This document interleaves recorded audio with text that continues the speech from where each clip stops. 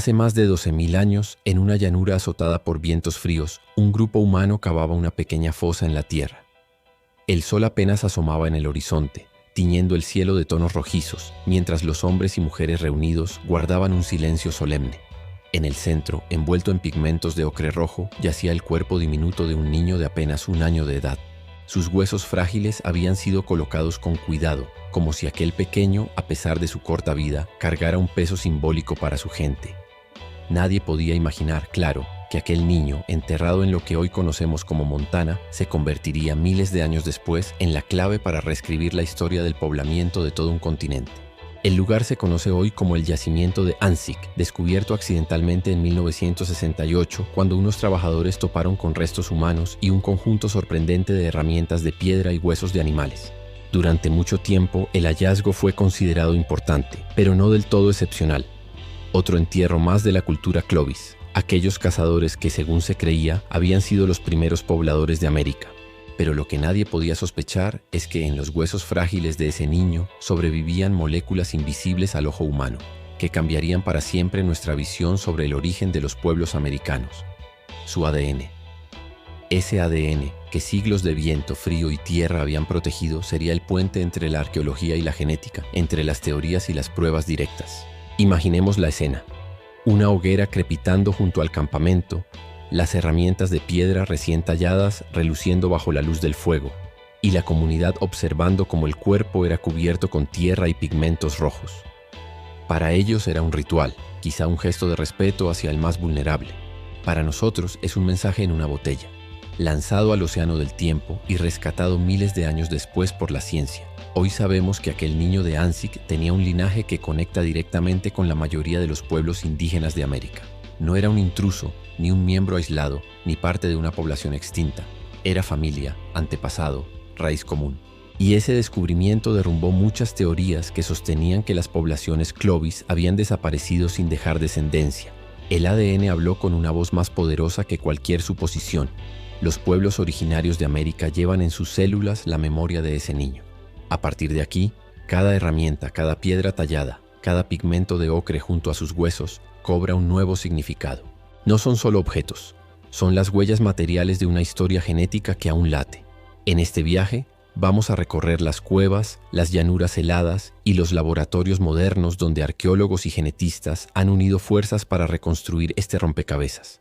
Porque en ese niño enterrado hace 12.600 años se encuentra no solo la historia de un entierro, sino la clave de una pregunta que nos ha obsesionado por siglos. ¿De dónde vinieron los primeros americanos? Y si quieres seguir desenterrando conmigo estos secretos, acompáñame en las siguientes partes. Suscríbete, porque lo que descubriremos juntos es mucho más sorprendente que cualquier mito. Durante gran parte del siglo XX, la arqueología norteamericana estuvo dominada por una idea contundente. Los Clovis fueron los primeros.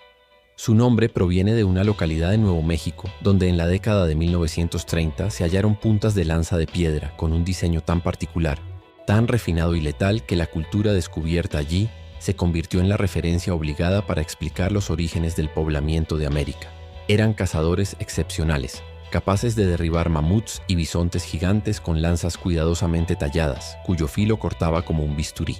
Durante décadas, el relato parecía sólido. Hace unos 13.000 años, grupos humanos cruzaron desde Siberia hacia Alaska por el estrecho de Bering, en una franja de tierra expuesta por el descenso del nivel del mar. Desde allí descendieron rápidamente hacia el sur, siguiendo un corredor libre de hielo hasta dispersarse por todo el continente. El niño de Anzick, envuelto en ocre, parecía encajar a la perfección en este relato. Allí estaban, junto a él, puntas Clovis, herramientas de hueso y símbolos de un mundo que giraba en torno a la caza y la supervivencia. Pero lo que parecía un hallazgo que reforzaba la teoría, se convirtió en una bomba de relojería cuando la genética entró en escena.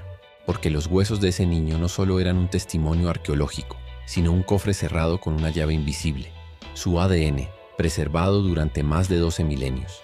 Y al abrirlo, la ciencia reveló una verdad mucho más compleja de lo que los manuales habían enseñado durante casi un siglo. Antes de llegar a ese punto, debemos detenernos un instante en lo que significaba para los Clovis su mundo cotidiano.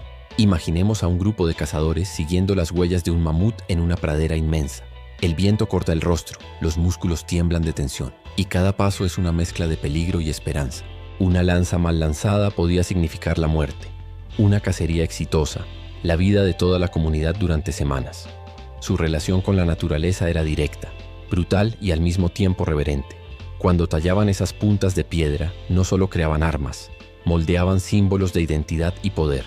Durante años, arqueólogos pensaron que los Clovis eran una cultura sin descendencia, una rama que se había extinguido con el final de la Edad de Hielo y la desaparición de los grandes animales. Pero lo que el niño de Anzick nos susurraba desde la tierra era lo contrario, que en sus genes habitaba la continuidad, la conexión con los pueblos que hoy habitan el continente. Y ese giro tan inesperado obligó a reescribir los libros y a replantear preguntas que creíamos resueltas. ¿Fueron los Clovis realmente los primeros? ¿O había otros grupos, quizá invisibles, que llegaron antes? Lo que parecía un simple entierro se convirtió en una grieta en la certeza científica. Y esa grieta nos abre la puerta a un viaje más profundo, que te invito a seguir.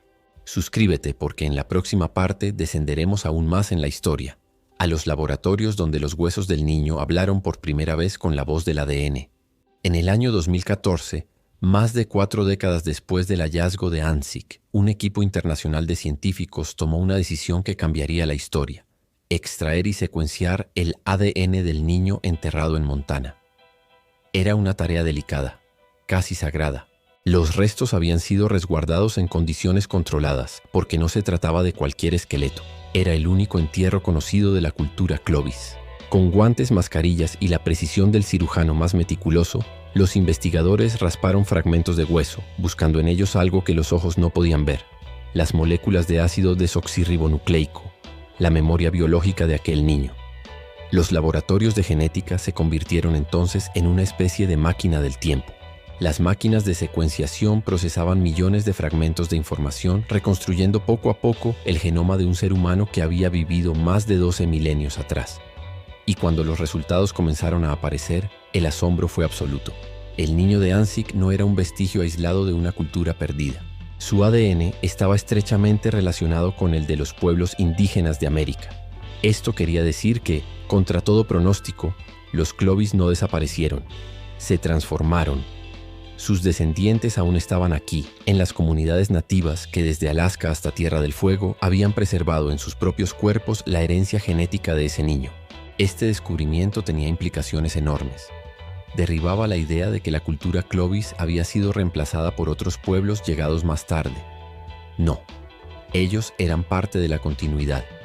El niño de Anzick era, en un sentido profundo, un antepasado común. Pero había más. El ADN también mostró conexiones con poblaciones siberianas, confirmando la hipótesis del cruce por Beringia, esa vasta extensión de tierra que alguna vez unió Asia con América. Era como si en sus genes quedara tatuado el viaje de sus ancestros, desde las estepas frías de Eurasia hasta las praderas americanas. Imagina por un momento la fuerza de esa revelación. Lo que miles de años de viento, hielo y silencio habían ocultado, ahora emergía con claridad gracias a la ciencia.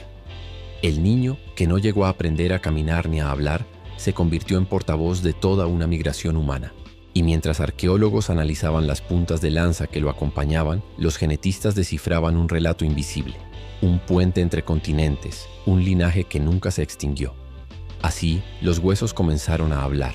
Y lo que dijeron no solo emocionó a los científicos, también resonó en las comunidades indígenas, que vieron en ese niño un símbolo de continuidad y pertenencia. Porque su historia no pertenece únicamente a los museos ni a los libros académicos, pertenece a los descendientes que hoy siguen aquí. Y en la próxima parte descubriremos cómo ese hallazgo agitó debates profundos. ¿Quién tiene derecho a estudiar, a reclamar y a custodiar los restos ancestrales? Suscríbete, porque lo que sigue no es solo ciencia, es también una historia de identidad y memoria.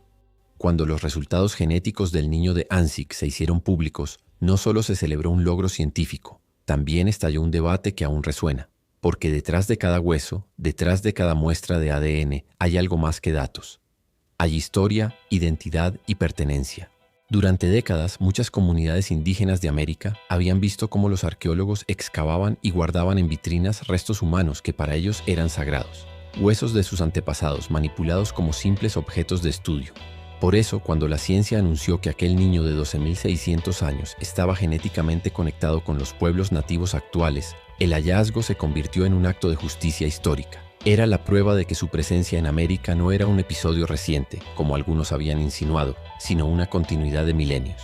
El niño de Anzick no era un extraño, era su hijo, su hermano, su ancestro. En Montana, representantes de varias comunidades nativas participaron en ceremonias para honrar su memoria, reclamando respeto hacia esos restos. Y aquí surge la tensión. ¿A quién pertenecen los huesos antiguos? ¿A la ciencia que busca respuestas universales o a los pueblos que los consideran parte de su linaje? Esta discusión no es nueva. En los años 90, un caso similar había sacudido Estados Unidos, el llamado Hombre de Kennewick, un esqueleto de unos 9.000 años hallado en Washington que desató una batalla legal entre científicos y tribus nativas por el derecho a estudiarlo o enterrarlo. Con Anzick, la diferencia fue que el ADN habló con una claridad incuestionable. Había un vínculo directo con los pueblos originarios, y ese vínculo obligaba a replantear las reglas del juego.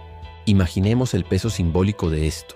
Un niño que murió en plena edad de hielo, cubierto con ocre rojo y herramientas de piedra, se convirtió en el mediador de un conflicto moderno entre la ciencia y la memoria. Su cuerpo tan pequeño llevaba en silencio la respuesta a una pregunta que no era solo académica, sino profundamente humana. ¿De dónde venimos? Y al responder, recordó al mundo que el conocimiento no puede separarse de la dignidad. En este punto, el documental que estamos construyendo nos pide detenernos un instante. Cerrad los ojos e imaginad la escena. Arqueólogos con microscopios genetistas frente a computadoras que iluminan la secuencia del ADN, y al mismo tiempo ancianos nativos cantando plegarias alrededor de una fogata agradeciendo al niño por lo que había revelado. Dos mundos que parecían opuestos se encontraron en él, y es aquí donde la historia adquiere una profundidad inesperada. No se trata solo de fechas y migraciones, sino de lo que significa pertenecer.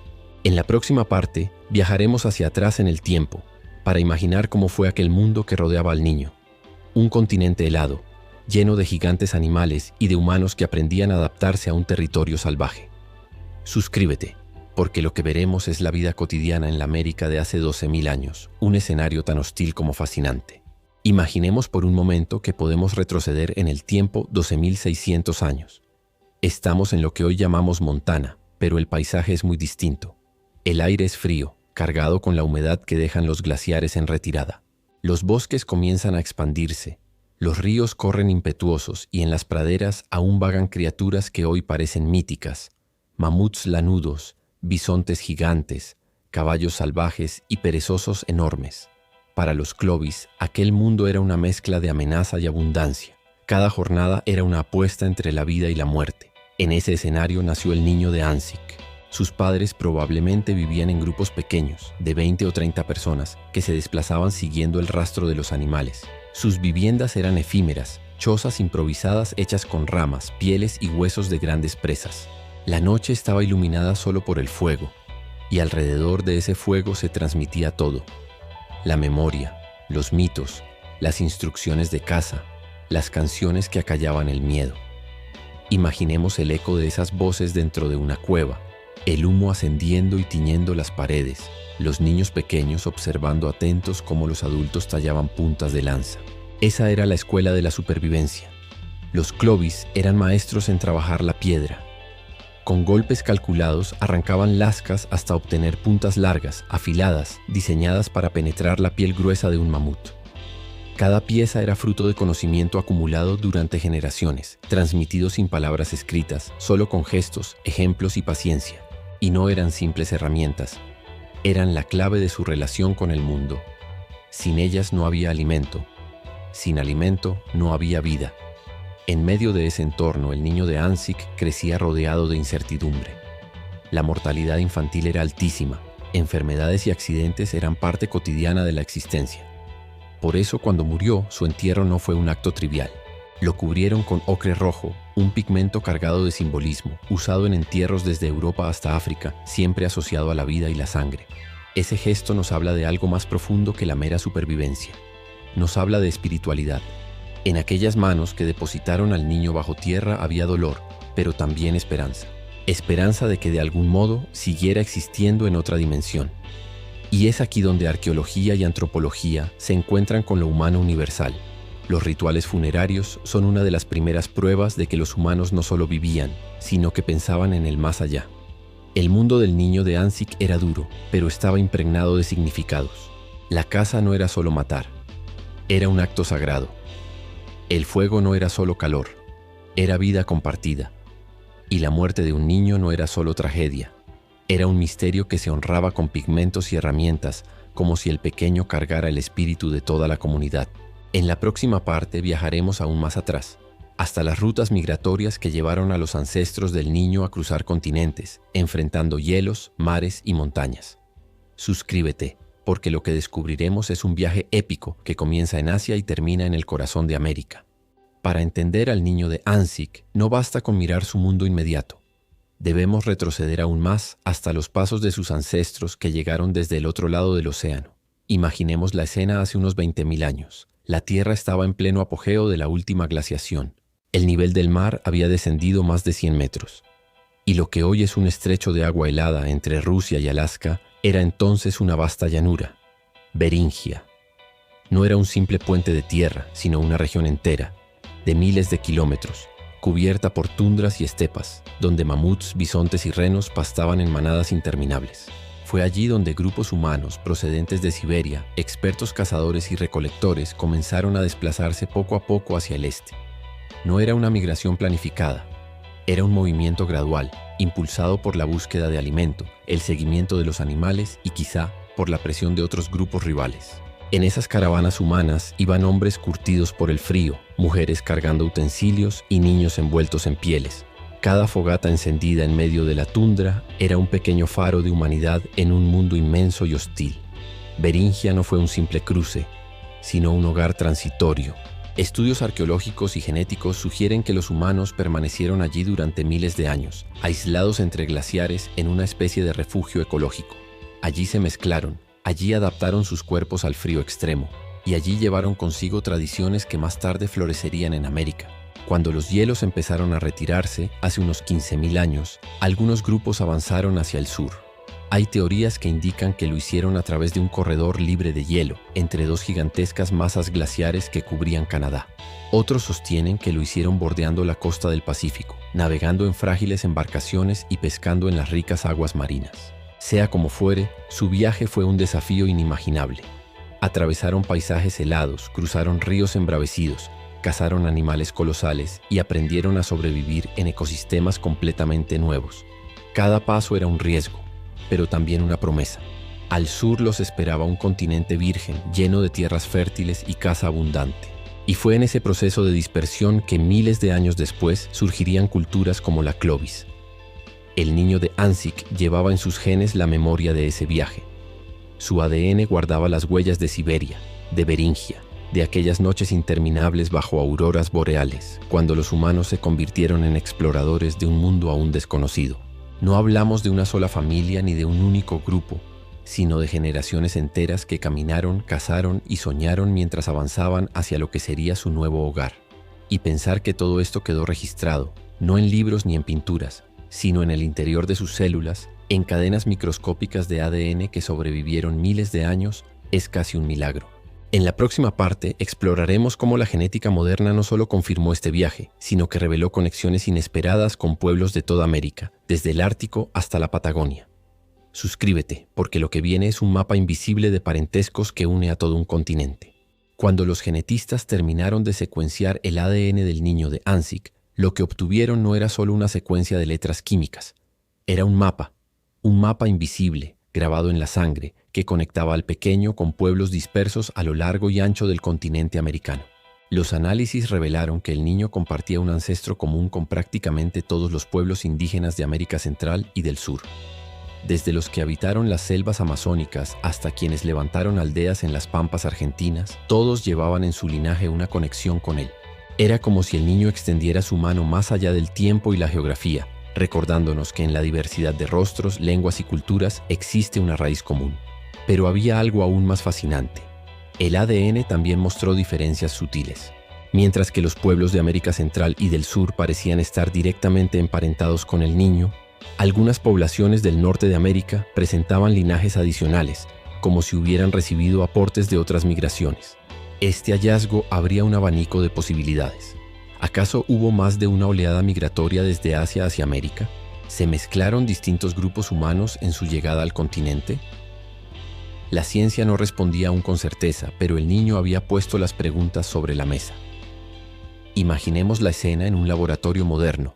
pantallas que iluminan gráficas, árboles genealógicos que se expanden como ramas de un bosque milenario, líneas que unen Siberia con Alaska y de allí se dispersan hacia el sur en un mosaico inmenso.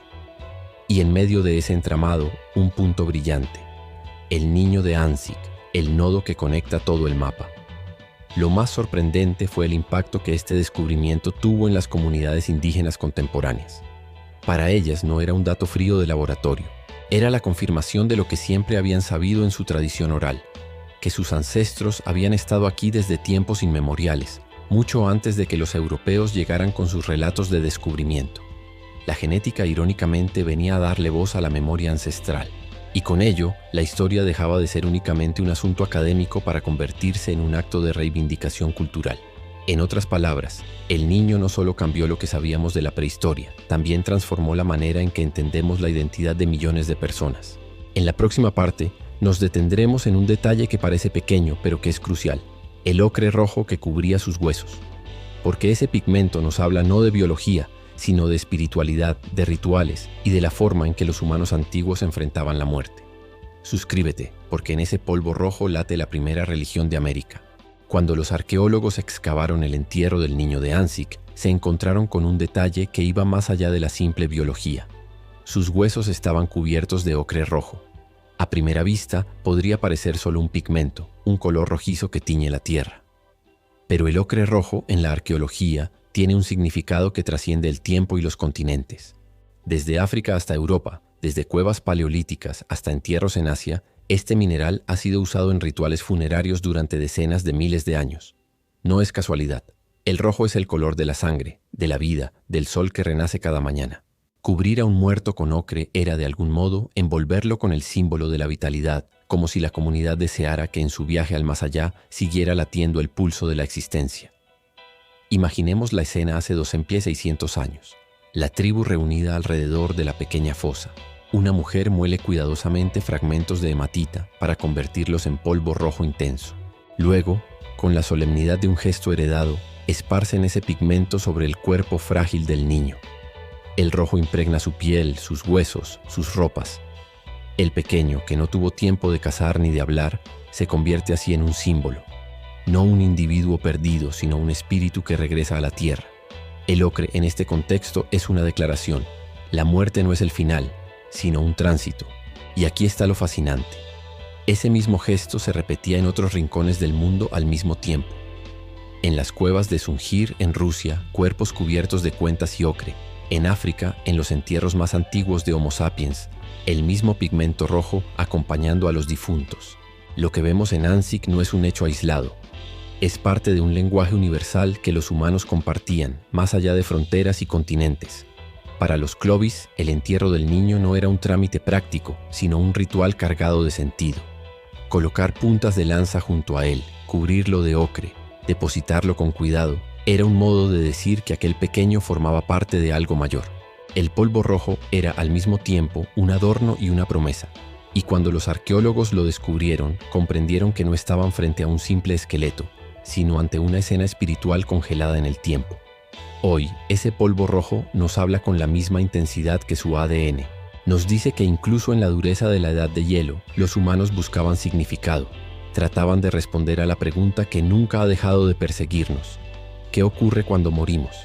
En la próxima parte veremos cómo más allá de Anzic, otros hallazgos arqueológicos en América han revelado entierros y rituales semejantes, dibujando un mosaico de creencias que nos muestra a los primeros americanos no solo como cazadores, sino como seres profundamente simbólicos. Suscríbete, porque lo que viene es la cara más espiritual de la prehistoria americana. El Niño de Anzic no está solo en su silencio milenario. A lo largo de América, los arqueólogos han hallado otras tumbas antiguas que, como la suya, nos hablan de un mundo cargado de simbolismo. Cada una de ellas nos recuerda que los primeros habitantes del continente no eran solo cazadores de mamuts, sino también soñadores, narradores y guardianes de rituales. En Brasil, por ejemplo, en el sitio de Lagoa Santa, se descubrieron entierros humanos de más de 10.000 años. Allí, algunos cuerpos también fueron cubiertos con ocre rojo, y otros dispuestos en posiciones cuidadosamente elegidas, como si la orientación y el gesto corporal tuvieran un significado trascendente. En México, en el Valle de Tehuacán, se hallaron restos asociados a ofrendas que sugieren que la muerte era acompañada por objetos cargados de sentido, herramientas, adornos, semillas. Incluso en Norteamérica, además de Anzick, hay evidencias de entierros tempranos en lugares como Horn Shelter, en Texas, donde un hombre y un niño fueron sepultados con un ajuar sorprendente, puntas de lanza, conchas marinas y fragmentos de pigmentos. Estos objetos no eran simples posesiones, eran mensajes, regalos para el más allá. Lo fascinante es que pese a las distancias enormes entre estos sitios, vemos un patrón común: la necesidad de dar un sentido ritual a la muerte. No se trataba solo de disponer un cuerpo bajo tierra, sino de transformarlo en símbolo, de afirmar que la vida trascendía. Los arqueólogos interpretan estos hallazgos como evidencia de las primeras formas de religiosidad en América. No sabemos qué dioses, espíritus o fuerzas invocaban. No sabemos qué palabras se pronunciaban en esos entierros, pero el lenguaje de los objetos y los pigmentos nos permite intuir que había ya un pensamiento abstracto, un modo de ver al ser humano como algo más que carne y hueso. Ahora bien, si lo pensamos con detenimiento, el niño de Anzick ocupa un lugar único en este mosaico, no solo porque fue enterrado con herramientas Clovis, verdaderas joyas tecnológicas de su tiempo, sino porque su ADN nos permite enlazar esa práctica ritual con una descendencia viva. Es decir, podemos trazar un hilo que conecta aquel entierro con las comunidades indígenas actuales. Ningún otro hallazgo funerario en América tiene esa fuerza de puente entre la arqueología y la genética, entre la memoria material y la memoria biológica. Imaginemos la escena en una comunidad Clovis. Tras una cacería exitosa, los cazadores regresan al campamento con la carne de un mamut. Se celebra, se come, se agradece. Y en paralelo, cuando un niño muere, no lo abandonan. Lo envuelven en símbolos y objetos, como si la muerte fuera parte de un ciclo mayor. La vida y la muerte, la caza y el ritual eran dos caras de la misma moneda. En la próxima parte exploraremos cómo estos descubrimientos han transformado no solo nuestra comprensión del pasado, sino también el modo en que los pueblos originarios se ven a sí mismos hoy. Suscríbete, porque lo que viene es la dimensión viva de la memoria, la historia como identidad. El descubrimiento del ADN del niño de Anzick no solo alteró los libros de historia, resonó profundamente en las comunidades indígenas de América. Durante siglos, sus ancestros habían sido invisibilizados en relatos académicos que presentaban el poblamiento del continente como un misterio resuelto solo por la arqueología occidental. Las tradiciones orales hablaban de migraciones, de ancestros que llegaron de tierras lejanas, de espíritus que protegían a las comunidades. Pero el reconocimiento científico tardó en llegar. Cuando el estudio genético del niño fue publicado, muchas comunidades sintieron que por primera vez la ciencia confirmaba lo que sus ancestros habían transmitido durante generaciones, que ellos habían estado aquí desde tiempos inmemoriales, que la sangre que corría por sus venas conectaba directamente con los primeros pobladores. Este hallazgo trajo también un debate sobre la custodia de los restos humanos. ¿Quién tiene derecho a decidir sobre los huesos de un ancestro? ¿La ciencia, que busca conocimiento universal, o los descendientes vivos, que buscan respeto y continuidad cultural? En el caso de Anzick, la colaboración con representantes indígenas se convirtió en un modelo. Se realizaron ceremonias de reconocimiento, se discutieron protocolos para el estudio de los restos y se sentaron precedentes sobre cómo combinar investigación científica y respeto por la memoria. Pero más allá de la ciencia y la ética, lo que emerge es un fenómeno más profundo: identidad. Los pueblos indígenas comenzaron a mirar al niño de Anzick no como un objeto de estudio, sino como un símbolo de continuidad. Sus genes se convirtieron en un recordatorio tangible de que no fueron recién llegados ni colonizados por azar, sino herederos directos de los primeros habitantes de un continente que llevaban en la sangre. Este mensaje tiene fuerza no solo histórica, sino política y cultural. Reivindica derechos sobre la tierra, sobre la memoria, sobre la narrativa misma de América. Imaginemos nuevamente la escena del niño, cubierto de ocre rojo, rodeado de herramientas Clovis, enterrado hace más de 12 milenios. Hoy, ese niño atraviesa la historia para hablar con los descendientes que lo reconocen como parte de su linaje. Es un puente que une pasado y presente, ciencia y tradición, hueso y corazón. Y mientras los laboratorios descifran su ADN y las comunidades celebran su memoria, entendemos que la historia no está escrita solo en libros, sino en cada célula, en cada relato oral, en cada ceremonia que honra la continuidad de la vida. En la próxima y última parte, haremos un balance de todo lo que este niño nos enseñó. sobre la migración, la cultura, la espiritualidad y sobre todo sobre la conexión profunda que nos une como seres humanos. Suscríbete, porque la conclusión de este viaje revela que la historia de América jamás volverá a ser la misma. Al mirar atrás, a más de 12.000 años de distancia, el niño de Anzick nos revela una historia más compleja, profunda y humana de lo que jamás imaginamos. Su cuerpo, pequeño y delicado, fue enterrado con cuidado y simbolismo. Su ADN, invisible a simple vista, conservó la memoria de migraciones, viajes épicos y conexiones que atraviesan todo un continente. Lo que parecía un simple hallazgo arqueológico se transformó en un puente entre la prehistoria y la actualidad, entre la ciencia y la tradición oral, entre la memoria material y la biológica. Gracias a él comprendemos que los Clovis no desaparecieron, evolucionaron, se mezclaron y dejaron descendientes que hoy habitan América. Su linaje nos recuerda que la historia de los primeros americanos no es un capítulo cerrado, sino un relato vivo que continúa en cada comunidad indígena, en cada ceremonia, en cada palabra que honra la continuidad de los ancestros. El polvo de ocre rojo, las puntas de lanza, los restos cuidadosamente enterrados. Todo ello cobra un significado mucho más profundo cuando sabemos que estamos frente a la evidencia tangible de identidad, espiritualidad y pertenencia. Este hallazgo nos obliga a replantear viejas teorías, a cuestionar ideas preconcebidas sobre quiénes eran los primeros habitantes de América y cómo llegaron hasta aquí. Pero más allá de la ciencia, nos recuerda algo esencial. La historia no es solo cronología y fechas, sino un puente de humanidad. Cada hueso, cada molécula de ADN, cada herramienta nos habla del ingenio, la resiliencia y la sensibilidad de seres que, aunque vivieron en un mundo hostil, comprendieron la importancia de la memoria y la trascendencia. El niño de Anzick nos enseña que la prehistoria no es un tiempo muerto, sino un tiempo que late, que nos conecta, que nos interpela. Nos recuerda que los primeros americanos no fueron meros supervivientes, fueron soñadores, cazadores, artesanos, guardianes de rituales y, ante todo, seres humanos con conciencia de su propia existencia y de su lugar en el mundo. Hoy, cuando miramos su ADN, cuando observamos los restos arqueológicos, sentimos que ese niño sigue vivo, que nos susurra la continuidad de la vida y la historia de un continente. Nos enseña que la ciencia y la memoria pueden converger, que el conocimiento puede ser riguroso y al mismo tiempo profundamente humano.